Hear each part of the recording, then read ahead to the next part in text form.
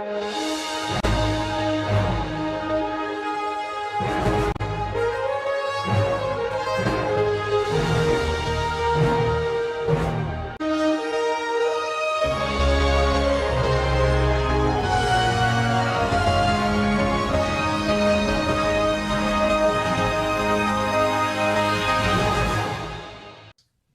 antes de ingresar al mundo de lo insólito e inexplicado, les invito a ver este mensaje importantísimo. Tome atenta nota. Vamos.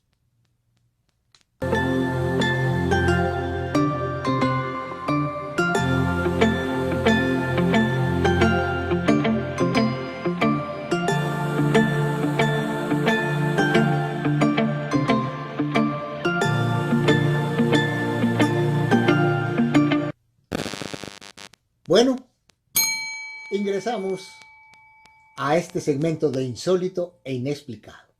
En Hoy con Octavio, que es un programa para quienes han roto los paradigmas tradicionales, ampliar sus conocimientos yendo más allá de lo que nos han enseñado e investigar más sobre todo lo que nos ha ocultado, iniciamos hablando la semana pasada un tema sobre la teoría de la creación del hombre de acuerdo a las tablillas sumerias, ¿verdad? Creo que quedamos iniciados. Entonces, ¿qué tal si ingresamos a este segmento lleno de una vez? Recordemos que estábamos contando que se encontraron 26.000 tablillas sumerias en el año de 1847 en las ruinas del palacio de Sennacherib en la antigua Nínive, y que detallan claramente cómo fue la creación del ser humano por parte de unos seres que descendieron a la tierra hace 450.000 años y fueron denominados los Anunnaki. Anunnaki quiere decir bajados del cielo, que en las escrituras católicas lo llaman los Nefilim, pero son igualitos. También resumamos cómo Enki, uno de los dioses que descendió, y su hermana Nirhursak se encerraron en los laboratorios biológicos de Eridu, denominado Chi-Imti, que traduce o que significa la casa donde se insufla el viento de vida, y que tomaron un homínido hembra y les trajeron el óvulo, el cual fue fecundado por un esperma de un joven Anunnaki. Una vez este huevo estuvo inseminado, lo volvieron a reimplantar, pero no en la mujer mono, sino en el útero de una hembra Anunnaki. Pero como este no era perfecto de acuerdo a lo solicitado a Enki, él usó su propio esperma y de su sangre retiró el TMA, que fija la memoria, o sea, lo traducimos como los genes, realizando así la mejor de las mezclas, y depositó el embrión en el útero de su hermana, la diosa Nirhursak, y creó un nuevo ser al que llamó Adapta. Era un hombre con mayores habilidades que los anteriores híbridos, mucho más inteligente, y usando el árbol de la vida logró dotarlo de la capacidad de reproducirse. Recordemos que en el mismo Génesis dice que en el Edén, o sea, el Dilmud, de acuerdo a las tablillas sumerias, existía el árbol de la vida y el árbol de la ciencia del bien y del mal. Pero en el Génesis no se sigue hablando del árbol de la vida. Aquí sí seguimos hablando del árbol de la vida porque así lo dicen las tablillas sumerias. Después de todo esto surgió por fin la criatura buscada. Nirhursak, de acuerdo a las tablillas sumerias, dice que lo cargó en sus brazos y exclamó: yo lo he creado, mis manos lo han hecho a nuestra imagen y semejanza.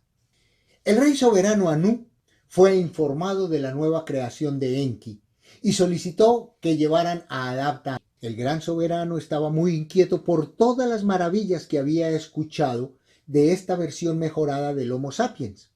Él quería comprobar en primera persona cuáles eran las cualidades de las que hablaba. Una nave espacial estaba dispuesta para embarcar a Adapta hacia Nibiru, pero antes de su viaje, Enki tuvo miedo que intentaran exterminar a su criatura y le advirtió: tú irás a la presencia de Anu el gobernante, el camino al cielo tomarás, el rostro bondadoso de Anu te mostrará mientras te ponen delante de Anu. Cuando ellos te ofrezcan el pan de la muerte, tú no deberás comerlo, y cuando ellos te ofrezcan el agua de la vida, tú no deberás beberla. Recordemos el Génesis 2:17 que dice: no comerás, porque el día que de él comieres o bebieres de él, ciertamente morirás. Pues dicen las tablillas que cuando Adapta llegó a Nibiru y se postró ante el soberano, éste quedó impresionado de su inteligencia, ya que recitaba versos, poesías que Enki le había enseñado. Sabía responder, sabía bailar y realizar tantas cosas que Anu estaba asombrado y no podía creer que aquel ser primitivo pudiera tener una mente tan desarrollada como lo había catalogado Enki y le había enseñado. Entonces, cuando Adapta terminó de hablar, Anu se dirigió a sus consejeros y les preguntó qué debían hacer con él. Y tomaron un veredicto, fascinados, lógicamente, todos por los encantos que tenía el Adapta. Querían que Adapta se quedara para siempre en Nibiru, de modo que le ofrecieron el agua y el pan de la vida, lo cual le daría la inmortalidad para vivir con ellos en su mundo. Pero una vez le sirvieron el pan y el agua, Adapta rechazó tomarlo, siguiendo el consejo que le había dado Enki antes de viajar. Esto lo dicen las tablillas. Recordemos las palabras de Enki: cuando ellos te ofrezcan el agua de la muerte, tú no deberás beberla. Estas palabras también se encuentran interesantemente en el libro Génesis 2:17. No comerás, porque el día de que él comieres ciertamente morirás. Disciplinado y obediente, en verdad, cualidad que le hace falta a tantas personas en la actualidad. Así fue como Adapta regresó de nuevo a la tierra sin haber sido obsequiado con la vida eterna. Y una vez en la tierra, Adapta vivió en el Dilmut, tierra pura, brillante y sacra, que se encontraba ubicado entre el río Tigris y el río Éufrates, que era el lugar de descanso de los dioses. Los dioses le enseñaron a cultivar los campos, a recitar poemas, a danzar, a cantar para ellos. Hasta algunos hombres fueron ordenados sacerdotes para que construyeran templos para venerarle. Eso lo dicen las tablillas sumerias. Y de eso vamos a hablar más adelante, de cómo se creó los famosos monjes. Los textos sumerios también hablan de seres humanos que fueron deformes, creados por Enki y la diosa Nirjursak durante el transcurso de sus esfuerzos para dar forma a un trabajador primitivo perfecto. De allí hemos visto que muchos seres de la mitología, como mitad caballo, mitad hombre, mitad toro, etcétera, etcétera, pudieron haber sido de los que había creado Enki, deformes cuando estaban haciendo las experiencias. Hemos contado hasta el momento cómo fue hecho el hombre, pero falta su compañera, la mujer. ¿Cómo se creó? Entonces, los textos sumerios, que hablan más de 16.000 años atrás, dice algo importante. Pero ¿sabe qué? Después de este mensaje social, vamos a contarlos. Ustedes no se muevan. Nosotros ya regresamos.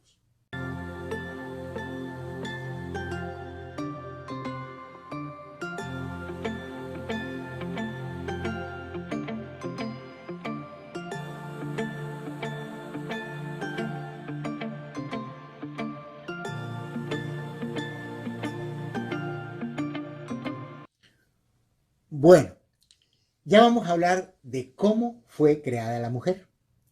El día en que Elohim creó a Adán a semejanza de Elohim, que él lo hizo macho y hembra, él los creó y los bendijo y los llamó Adán, y el mismo día de su creación.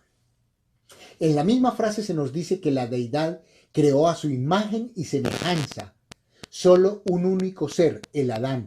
Y luego se nos dice, en aparente contradicción, que ambos, macho y hembra, fueron creados simultáneamente, y las contradicciones parecen agudizarse más en el segundo capítulo del Génesis, que es el que concretamente nos cuenta que Adán estuvo solo por un tiempo hasta que la deidad lo hizo dormir y elaboró a la mujer a partir de una costilla. La contradicción que ha confundido a los eruditos y a los teólogos a lo largo de los siglos desaparece en el momento en que nos damos cuenta de que los textos bíblicos eran una condensación de las fuentes originales sumerias. Estas fuentes nos informan de que después de intentar forjar un trabajador primitivo mezclando homínidos con animales, los dioses llegaron a la conclusión de que la única mezcla que funcionaría sería la de los homínidos con los mismos Anunnakis. Después de varios intentos infructuosos se hizo un modelo adapta, Adán. Al principio solo había un Adán. En el momento en que adapta Adán demostró ser la criatura adecuada, se le utilizó como modelo genético o molde para la creación de duplicados, y aquellos duplicados no eran solo machos, sino machos y hembras. La costilla bíblica de la cual se forjó la mujer era un juego de palabras sobre el término sumerio costilla y vida, que fue confirmado que Eva fue hecha a partir de la esencia vital de Adán. Los textos mesopotámicos nos proporcionan el informe de un testigo ocular acerca de la primera producción de los duplicados de Adán. La creación del hombre, según los sumerios, tiene algún parecido a la Biblia. Las tablillas cuentan la creación de Adapta y señalan que las primeras formas de vida no fueron satisfactorias, por lo cual Enki y Nir-Hursak tuvieron que hacerlo varias veces. Pero hay algo interesante haciendo una correlación. El Corán indica que Alá hizo al hombre 3 veces. Los humanos veían a estos seres como dioses. ¿Por qué? Porque eran inteligentes, poseían muchas tecnologías y conocimientos, vivían miles de años gracias a una bebida y una comida especial que ingerían, aunque aparentemente no eran inmortales. Para los sumerios, al igual que para muchos otros pueblos de la antigüedad, sus dioses fueron de carne y hueso que un día habitaron entre ellos y de los que aprendieron numerosas actividades y normas de convivencia. De acuerdo a las tablillas, Nir-Hursak cargó 9 meses en su barriga a Adán, Adapta, y crearon a la primera mujer terrestre, a quien llamaron Lilith. Yo siempre he dicho que Adán puede ser la clave del ADN. Puede ser la evidencia que dejaron en la manipulación genética al ser humano. Adán, Adapta y Lilith crecieron bajo la tutela de los Anunnakis de Nibiru. Eso lo indican las tablillas. Y Enki decidió educarlos enseñándoles ciencia, enseñándoles leyes universales.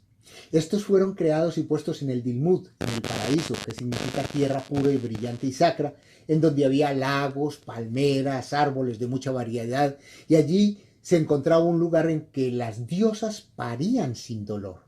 Esto es interesante. Estos relatos tienen 6.000 años de antigüedad y hablan claramente de un proceso de manipulación genética en el que se planeó el primer bebé probeta de la historia, empleando un óvulo de una madre homínida y fertilizando el óvulo con un material genético, medido en proporciones exactas con objeto de conferirle la imagen, pero no todas las capacidades ni ciclo vital, para después insertarlo en una matriz de una Anunnaki. Y esto es tal como se narra en el libro perdido de Enki. Colocaron el óvulo en la hembra bípeda en un recipiente probeta de arcilla de la tierra y después de varias pruebas fallidas empleando material de cristal, se mezcló con objetos diminutos con fórmulas que contenían la simiente Anunnaki en una clara referencia al ADN y posteriormente, una vez fecundado el óvulo de la hembra bípeda, lo colocaron en la matriz Anunnaki. Concretamente en la matriz de Ninki, la hermanastra de Enki, o sea, Nir-Hursak, tras lo cual hubo concepción de esta y dio a luz un varón sano, sin pelo en el cuerpo, con los sentidos perfectos y capacidad para hablar, al que llamaron Adamú, el Adán del Antiguo Testamento.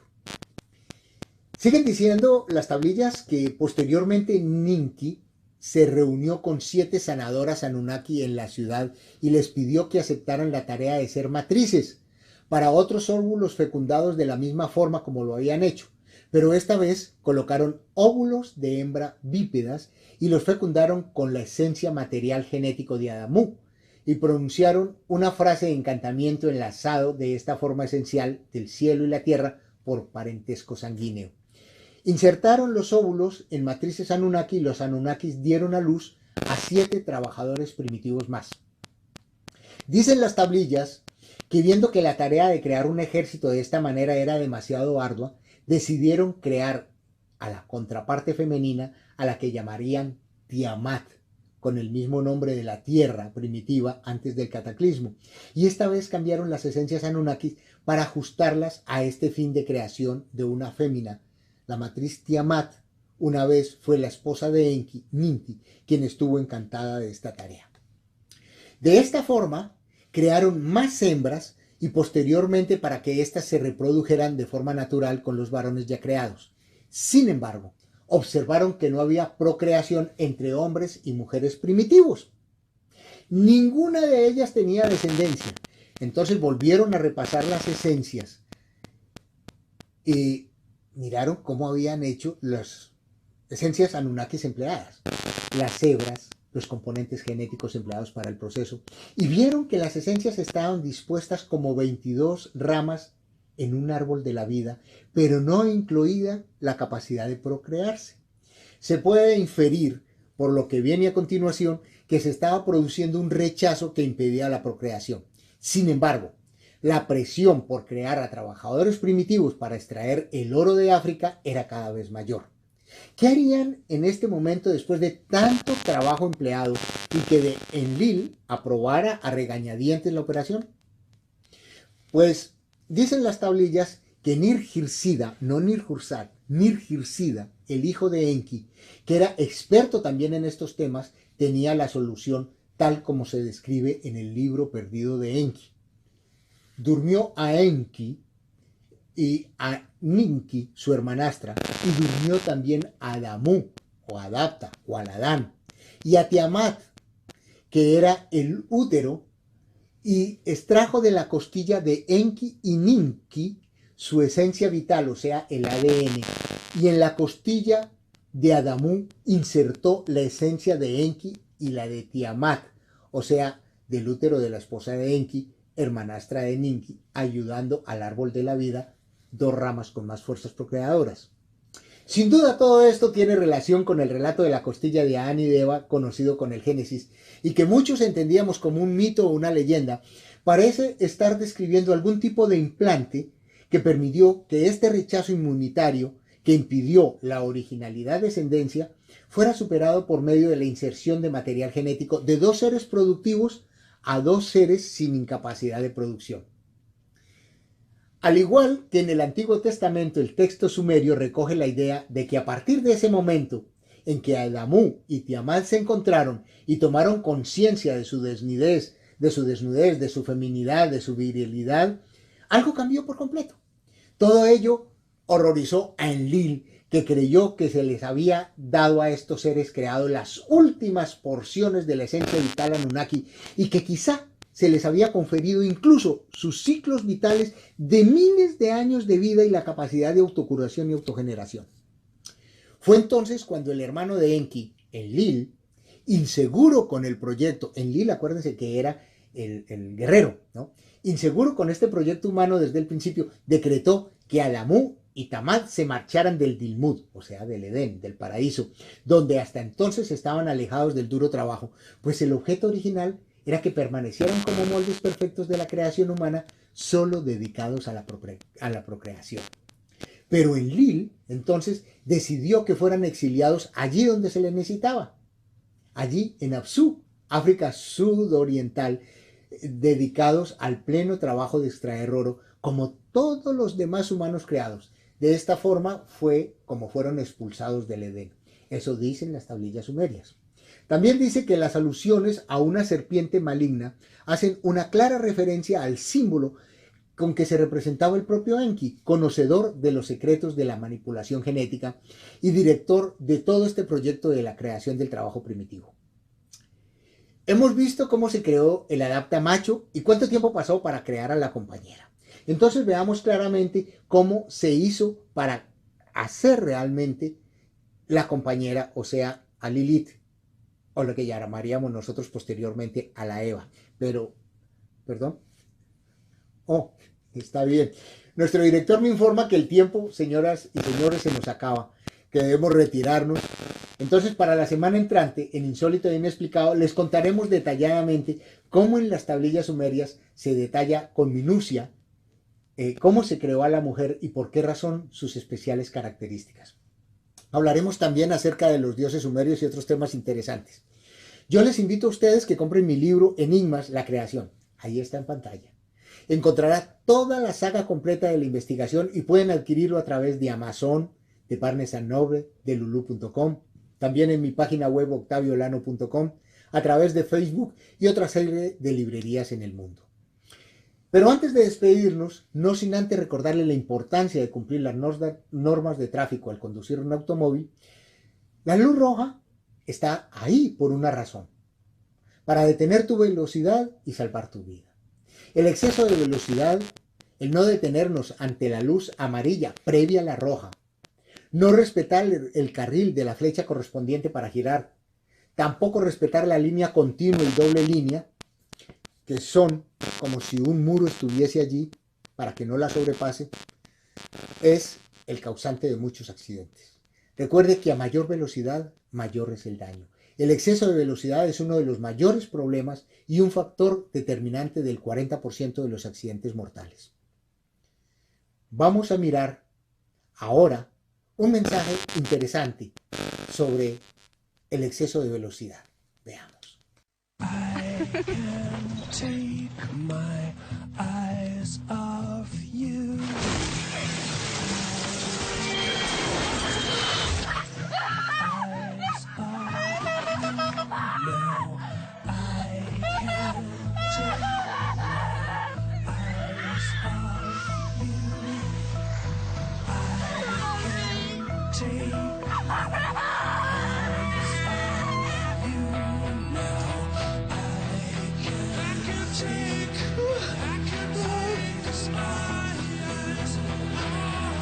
It is quite clear that you are driving too fast to cope with the unexpected.